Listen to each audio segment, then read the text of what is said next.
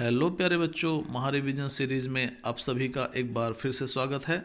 हम कक्षा 10वीं के संस्कृत के अपडेटेड पाठ्यक्रम का ट्रिक के साथ रिवीजन कर रहे हैं। 10 यूनिट्स में पाठ्यक्रम विभाजित किया गया है, जिसमें से 10 वीडियोज़ आने हैं। 4 वीडियोज़ ऑलरेडी आपके आ चुके हैं। यदि आपने अभी तक नहीं देखा है तो डिस्क्रिप्शन बॉक्स में लिंक है, आप जाकर के वहाँ से चेक कर लीजिए। इस 5वें वीडियो में हम बात करेंगे वाच्य परिवर्तन की। तो चलिए शुरू करते हैं।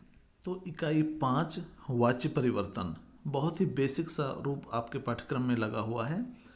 तो यहाँ पर देखेंगे जो वाच्य का जो मुख्य संबंध है वो वाक्य के कहने के प्रकार से संबंधित है। जैसे आप कहेंगे राम विद्यालय जाता है, ये हो गया आपका कर्तृवाच्य हो गया। यदि हम इसी वाक्य कुछ इस तरह से कह दें राम के द्वारा विद्यालय जाया जाता है, तो ये हमारा कर्मवाच्य हो गया। वाक्य के कहने का प्रकार अलग अलग है, जिसमें जब हम कहते हैं राम विद्यालय जाता है तो यहाँ कर्ता की प्रधानता होती है, कर्ता यानी राम की प्रधानता है। लेकिन जब हम कहते हैं राम के द्वारा विद्यालय जाया जाता है तो यहाँ पर जो हमारा कर्म प्रधान हो जाता है, इसीलिए कर्तृवाच्य नाम पड़ा कर्ता के प्रधान होने के कारण, कर्मवाच्य जो नाम पड़ा वो कर्म की प्रधानता के कारण। तो हम आगे देख लेते हैं, बहुत बेसिक से नियम है। हम सबसे पहले हमको ध्यान देना होगा क्रियापद पर। तो इस प्रकार से पिछले वीडियोस की तरह हम समझने के बाद सैंपल पेपर से अभ्यास भी करेंगे। आगे हम देखते हैं कि सबसे पहले वाक्य में यदि धातु रूप दिया गया है, क्रियापद दिया गया है, तो हमारा सबसे पहले फोकस उस पर होना चाहिए। हम उससे पहचानने का प्रयास करेंगे कि ये जो वाक्य है वो कर्तृवाच्य का है या कर्मवाच्य का है। उसी के आधार पर हम नियम लगाएंगे। तो आप देखेंगे कर्तृवाच्य को कहेंगे हम नंबर 1, कर्मवाच्य को कहेंगे नंबर 2। इसी तरह से ये जो क्रियापद है पठति और यहाँ पर लिखा हुआ है पठ्यते, तो जो पठति पठतः पठन्ति पठसि पठथः पठथ पठामि पठावः पठामः, इस तरह से आपने धातु रूप याद किए हैं, वो परस्मयी पद कहलाते हैं। परस्मयी पद को भी हम कह देंगे नंबर 1, क्योंकि जो परस्मयी पद धातु रूपों का प्रयोग है वो कर्तृवाच्य में होता है। नंबर 2 हम कह देंगे ये आत्मनेय पद के धातु रूप हैं। जैसे पठित की जगह हो गया पठ्यते, पठता की जगह पठ्यते और पठन्ति की जगह पठ्यन्ते। तो इसी तरह से रूप कर्मवाच्य में यानी आत्मनेय पद के रूप जो प्रयोग किए जाते हैं। पठ्यते पठ्यते पठ्यन्ते, पठ्यसे पठ्येथे पठ्यध्वे, पठ्ये पठ्यावहे पठ्यामहे। लेकिन यदि आपने ये सारे रूप अभी तक याद नहीं किए हैं तो आपको पूरे याद करने की आवश्यकता नहीं है, लेकिन आप प्रथम पुरुष के तीनों रूप जरूर याद कर लेना। इन्हीं में से कोई ना कोई एक प्रश्न पूछा जाएगा। 2 प्रश्न आपके कर्तृवाच्य से रहेंगे और 2 प्रश्न आपके कर्मवाच्य से रहेंगे। तो अब सबसे पहले हमको समझना है कि जो प्रश्न पूछा गया है वो कर्तृवाच्य का है या कर्मवाच्य का है, उसके अनुसार हम नियम लगाएंगे। तो इसको समझने के लिए आपको सबसे पहले देखना होगा यदि वाक्य में क्रियापद दिया हुआ है तो आप देखेंगे पठति यहाँ पर लिखा हुआ है, इसका मतलब पठति लिखा हुआ है परस्मयी पद का रूप है, इसका मतलब कर्तृवाच्य वाला नियम लगेगा। इसके साथ हम देखेंगे यदि यहाँ पर पठ्यते लिखा हुआ है, पठ्यते और पठ्यन्ते में से और कोई लिखा हुआ है, तो हम समझ जाएंगे कि आत्मनेय पद वाली क्रिया का प्रयोग किया गया है, इसका मतलब ये कर्मवाच्य है। अब इसके अनुसार आगे के हम नियम देखते हैं। यदि कर्तृवाच्य है, यहाँ पर पठति का प्रयोग किया गया है, तो हम इसके बाद देखेंगे कर्ता। कर्ता में हम करेंगे प्रथमा विभक्ति का प्रयोग और इसके बाद जो क्रिया है वो कर्ता के आधार पर होगी। कैसे, और विस्तार से समझेंगे। आपने देखा रामः पाठम पठति, आपने जैसे देखा पठति, आपको पता है पठति जो प्रथम पुरुष के एक वचन की क्रिया है, तो हमारा कर्ता भी प्रथम पुरुष एक वचन का होना चाहिए। 3 में से कोई ना कोई एक शब्द जो है वो नहीं होगा। 4 ऑप्शन होंगे, वहाँ से आपको सेलेक्ट करना होगा कि कौन सा रूप यहाँ पर आएगा। तो जो कर्तृवाच्य है यदि हम उसकी बात करें तो कर्ता हो गया हमारे यहाँ पर रामा, और रामा कर्ता है और कर्ता में हमेशा कर्तृवाच्य में प्रथमा विभक्ति का प्रयोग किया जाएगा। इसी तरह जो क्रिया है इसकी क्रिया कर्ता के आधार पर होगी, तो कर्ता हमारा प्रथम पुरुष एक वचन का है, इसलिए क्रिया भी यहाँ पर प्रथम पुरुष एक वचन की प्रयोग हुई है। यदि यहाँ पर रामऊ होता तो यहाँ पठता हो जाता, यदि यहाँ पर रामा होता तो पठन्ति हो जाता। इस तरह से कर्ता के आधार पर कर्तृवाच्य में क्रिया का प्रयोग किया जाता है। अब जो हम दूसरा देखते हैं कर्म, तो कर्म में द्वितीय विभक्ति का प्रयोग होता है। यहाँ पर प्रयोग हुआ है पाठम, जैसे बालकः बालको बालका बालकम बनता है, उसी तरह से यहाँ पर पाठम द्वितीय विभक्ति एक वचन का प्रयोग किया गया है। तो आप कर्तृवाच्य के वाक्यों को समझ गए होंगे। कुछ उदाहरण से जब हम देखेंगे तो और चीज़ें आपको स्पष्ट हो जाएंगी। लेकिन इसमें जब हम कर्मवाच्य में देखेंगे, कर्मवाच्य में क्या होता है, एक तो आप देखेंगे कि जो क्रिया है वो इस तरह की होनी चाहिए। ऑप्शन में आपके इस तरह की भी क्रिया होगी और इस तरह की भी क्रिया होगी, लेकिन आपको देखना है कि यदि ये वाक्य कर्मवाच्य है तो आप इस तरह की यदि क्रिया का प्रयोग किया गया है तो आपको सबसे पहले समझ जाना है कि कर्मवाच्य है। जब कर्मवाच्य है तब कर्ता में तृतीया विभक्ति का प्रयोग करते हैं। हमने यहाँ पर प्रथमा का प्रयोग किया है, यहाँ पर तृतीया का प्रयोग करेंगे। तो आप देखेंगे रामा था प्रथमा विभक्ति एक वचन का रूप, और यहाँ पर हो गया रामेण, यानी राम के द्वारा, तृतीया का प्रयोग हमने कर दिया। इसके बाद यहाँ जो हमने यहाँ पर कर्तृवाच्य में कर्म में द्वितीया का प्रयोग किया था, लेकिन कर्म में यहाँ पर प्रथमा का प्रयोग हम करेंगे। यहाँ पर देख लेंगे बन गया रामेण पाठा पठ्यते। तो तीन में से एक शब्द आपके पास गायब रहेंगे। जैसे माना कि यहाँ पर रामेण नहीं लिखा हुआ है, ऑप्शन में आपके रामेण भी है, रामा भी है और यहाँ पर रामौ भी दिया गया है। तो आपको क्या करना है, आपने देखा पठ्यते आया हुआ क्रिया में, पठ्यते देखते ही आप समझ जाएंगे यार ये तो कर्मवाच्य का जो नियम इसमें लगेगा। कर्मवाच्य के नियम में कर्ता में तृतीया होती है। आपने देखा यहाँ रामौ में जो प्रथमा है और द्वितीया है, यहाँ पर रामा में प्रथमा है, लेकिन ये रामेण में तृतीया है, इसलिए आप रामेण का सिलेक्शन करेंगे और ये हमारा सही जवाब हो जाएगा। इसी तरह से हम ध्यान देंगे, यदि माना कि रामेण पाठा लिखा हुआ है और पठ्यते गायब है, तब आप क्या करेंगे, तब आपको देखना होगा कि रामेण तृतीया, कर्ता में यदि तृतीया का रूप प्रयोग हुआ है इसका मतलब ये कर्मवाच्य है। यदि कर्ता में प्रथमा का प्रयोग हुआ होता तो कर्तृवाच्य होता। तो कर्मवाच्य होने के कारण आपको इस तरह की जो आत्मनेपद वाली क्रिया है उसका चयन आपको करना होगा।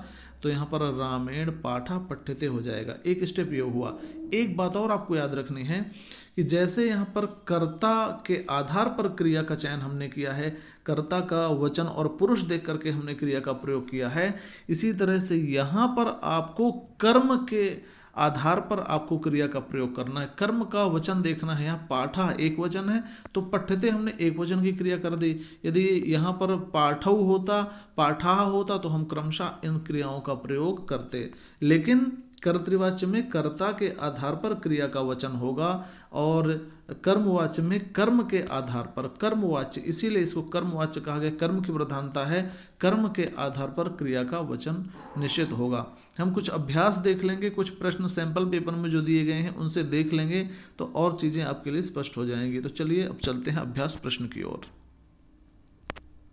यहाँ पर वाच्य के नियमों को ध्यान में रखते हुए आपको उचित विकल्प का चयन करना है।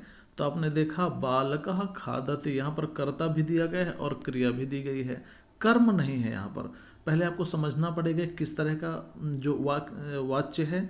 तो आपने देखा कर्तृवाच्य है। क्यों? क्योंकि कर्तृवाच्य में इस तरह की जो परस्मैपदी क्रिया है उसका प्रयोग होता है और कर्ता में प्रथमा विभक्ति होती है। कर्ता में प्रथमा भी है और यहाँ पर खादति जो है वो परस्मैपदी क्रिया है, इसका मतलब कर्तृवाच्य है। तो कर्तृवाच्य में कर्ता में प्रथमा विभक्ति होती है, क्रिया कर्ता के अनुसार हो गया। अब यहाँ पर कर्म में द्वितीय विभक्ति हमने देखी। अब आप देखेंगे इसमें से द्वितीय किस में है, तो आप देखेंगे पायसम, बालकम की तरह है, पायसम में है द्वितीय। तो हम यहाँ पर कर देंगे बालकः पायसम खादति, हमारा सही हो जाएगा। पायसेन तृतीया में है, पायसा प्रथमा है, पायस से षष्ठी है, इसलिए यहाँ पर ये बिल्कुल नहीं होंगे। आगे देख लेते हैं। दूसरा प्रश्न हमारे सामने है। यहाँ पर सब जो है कर्ता नहीं है, कर्ता बताना है आपको कौन सा होगा। आप यहाँ पर देखो दृश्यन्ते लिखा हुआ है, दृश्यन्ते देखते ही हम समझ जाएंगे ये तो कुछ कर्मवाच्य जैसी क्रिया लग रही है। कर्मवाच्य में आप आत्मनेपद के रूपों का प्रयोग करते हैं। आपने देखा पठ्यते, पठ्येते, पठ्यन्ते, तो यहाँ पर दृश्यन्ते आया हुआ है, ठीक है। अब इसके बाद आप समझ गए कि जो है ये कर्मवाच्य है। कर्मवाच्य में जो कर्ता है उसमें तृतीया विभक्ति का प्रयोग हम करते हैं। अब इनमें से देखना होगा कि तृतीया विभक्ति किस में है। तो आप अस्मत् शब्द के जो रूप होते हैं अहम प्रथमा में बनता है, जो है माम द्वितीया में बनता है। मया जो है ये तृतीया का रूप है, यानी अहम और माम गलत हो जाएंगे, मया बिल्कुल सही हो जाएगा क्योंकि मया तृतीया का रूप है। यह आप अलग से समझ लेना। आपको यदि शब्द रूप अस्मद के याद नहीं है तो आप समझ लेना कि अहम आवाम वयम ये तो आपने पढ़ा होगा, प्रथमा के रूप है, तो माम आवाम अस्मान द्वितीया, और इस तरह से मया जो है तृतीया में एक वचन में बनता है। तो यहाँ पर हमारा तृतीया का जो कर्ता होना चाहिए, क्योंकि कर्मवाच्य है, कर्मवाच्य के कर्ता में तृतीया विभक्ति होती है, तो यहाँ पर मया हमारा सही हो जाएगा। और ये महियम में चतुर्थी विभक्ति है, इसलिए बिल्कुल हट जाएगा। आगे देखते हैं मात्रा रोटिकाह। यहाँ पर मात्रा रोटिकाह, अब यहाँ पर आपसे क्रियापद पूछा गया है। क्रियापद आप देखेंगे कि अब कर्ता के अनुसार देखेंगे, पहले हम पहचानेंगे। तो मात्रा मातृ शब्द है, मातृ शब्द के तृतीया का रूप बना हुआ है यहाँ पर मात्रा।